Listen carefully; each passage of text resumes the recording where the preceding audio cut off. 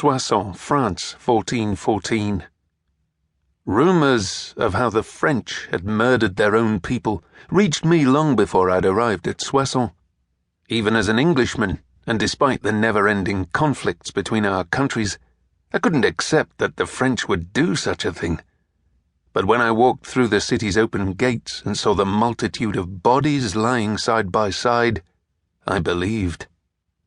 The town had been ripped asunder in an act of exceptional brutality, the inhabitants torn to pieces, men murdered as they defended their families, women brutalized and raped until their captors tired of them and left them to die.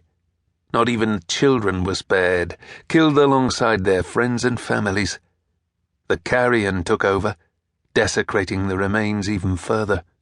A city of a few thousand people reduced to food for crows and rats. It soon became apparent that there would be no survivors to the massacre. My search of the city only brought more dead, even more questions and few answers. Most had obvious sword and axe wounds, or heads crushed by a hammer, but some had claw marks across the throat and torso. Something far worse than simple armed soldiers stalked the city. I stopped by a partially eaten body. The man's sword had fallen onto the path beside him. His abdomen was covered in bite marks. Whatever had attacked him had devoured his internal organs. The bite marks could have belonged to a large wolf, but I knew I wasn't going to be that lucky. Dusk was beginning to settle. Birds flew home for the night, a brilliant red sky lighting their way. A low growl resonated from the end of a row of houses close by.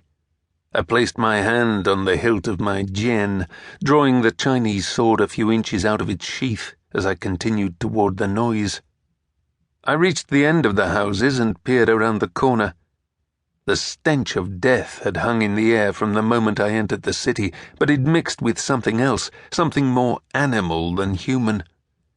In the center of a large courtyard, a beast sat hunched on muscular legs, its maw deep inside the stomach of a dead man, feasting loudly. Intestines had spilled out of the wound and now rested beside the body on the blood-slicked ground. Several more dead men were littered around, none of whom appeared to have been devoured. I looked up at the sky. "It's shit like this that makes me hate you." The man I worked for couldn't have heard me. There was an ocean separating the countries we were in, but it made me feel better to say it. I stepped into view. The beast immediately stopped feeding and looked up at me. "Live food," it growled. A sigh escaped my lips. "You don't have to do this." The beast stood on two legs, stretching to its full height. It was over a head taller than me, and its muscular frame was covered in dark fur, now matted with blood. The beast's hands consisted of an elongated palm with long fingers, each tipped with a razor-sharp claw. I should know how sharp those bastards were. I'd fought enough werewolves in my time. The werewolf lifted its nose and sniffed the air. "I can smell your blood, little man." It stepped forward and opened its mouth, showing me the dozens of wickedly dangerous teeth dripping with gore. "That's very impressive," I said. "You know what I've got? This." I tapped the guandao strapped to my back, a Chinese halberd consisting of a 1.5-meter-long wooden pole with a curved sword edge on one end and a sharp spike on the other. The werewolf shrugged.